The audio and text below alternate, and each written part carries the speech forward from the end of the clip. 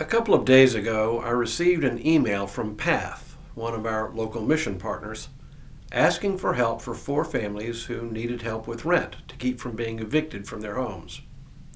By the way, if you're not familiar with PATH, it is a local agency in Tyler whose name stands for People Attempting to Help.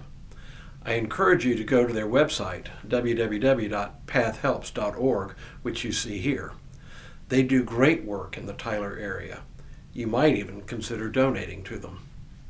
Anyway, we're blessed to have a source of funds here at the church to help with emergency needs, on top of the church's regular giving.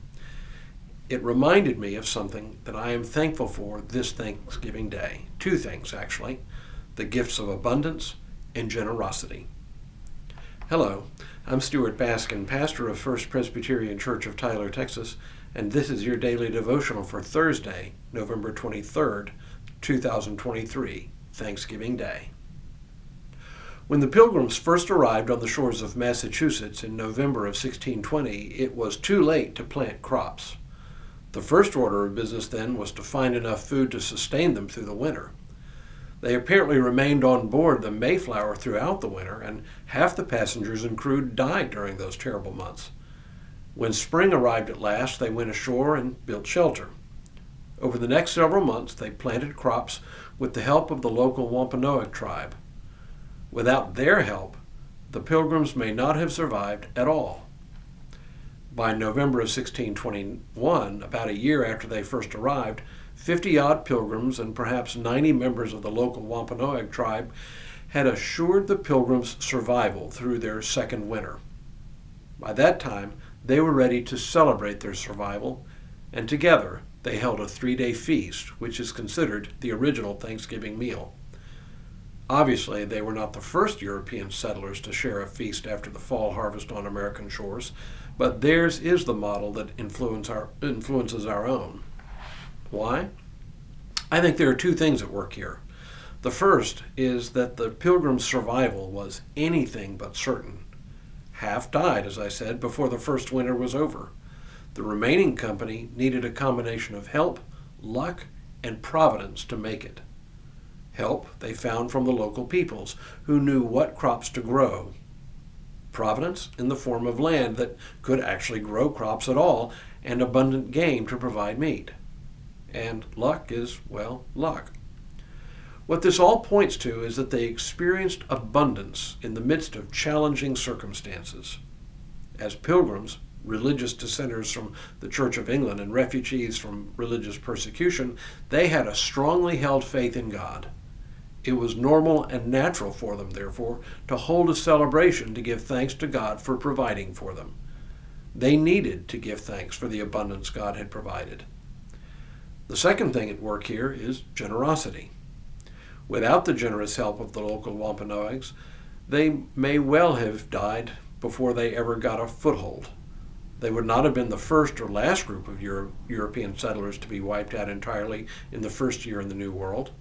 The local tribe could have seen them as a threat and attacked them, threatening their survival. They didn't have enough provisions to make it back to England, and the weather had prevented them from sailing south to their intended destination in Virginia. The locals could simply have wiped out the entire company. Or they could have kept their distance, withholding local knowledge about which crops would grow there, and perhaps they may have even sabotaged their efforts to grow crops and build shelters. Any of these things could have done them in, but the local people were generous. Today, most take abundance for granted. We don't give a second thought to whether we can put food on our table.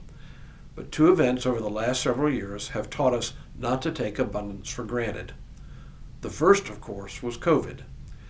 When we first went into lockdown, we were very lucky that grocery stores continued to operate and that food supply chains continued to provide. But who can forget the shortage of some essentials like toilet paper? It could have been much, much worse.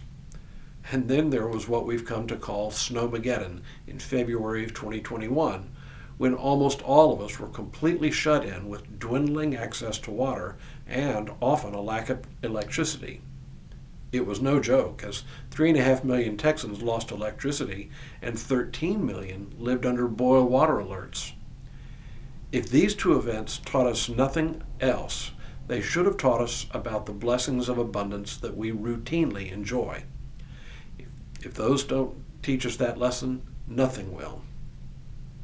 And generosity? I was touched by the efforts, especially during Snowmageddon, of one family in our church who spearheaded an effort to collect bottled water from those in the church who had extra and take it to church members whose supplies were dwindling. And this effort was replicated countless times across the state and the other states slammed by that storm. So this Thanksgiving, I am thankful both for the abundance God's creation provides and the generosity of people who could turn a blind eye and a deaf ear to the cries of neighbors in need and share the abundance they have. I hope sometime today you'll also stop and be thankful for these blessings as well. But for now, may God continue to bless you and keep you in all that you do this day and in all the days ahead.